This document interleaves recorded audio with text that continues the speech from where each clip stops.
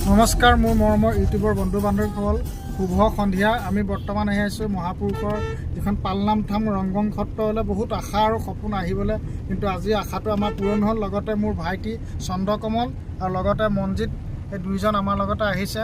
তেওঁলোককো আমি বহুত ধন্যবাদ। আমি বহুত ধুনীয়াকৈ আমাৰ দুইজনক লৈ আহিছে।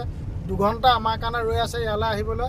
আপোনালোকেও আশীৰ্বাদ কৰিব। ইয়াত আমি কি দেখুৱাব পাৰোঁ আপোনালোকক, কি বস্তু, ভাল বস্তু, কেনেকৈ নামষাৰ হ'ল, আমি সকলো দেখুৱাবলৈ আপোনালোকক প্ৰয়াস কৰিম। ইয়াকে কৈ মই সামৰিছোঁ বৰ্তমান।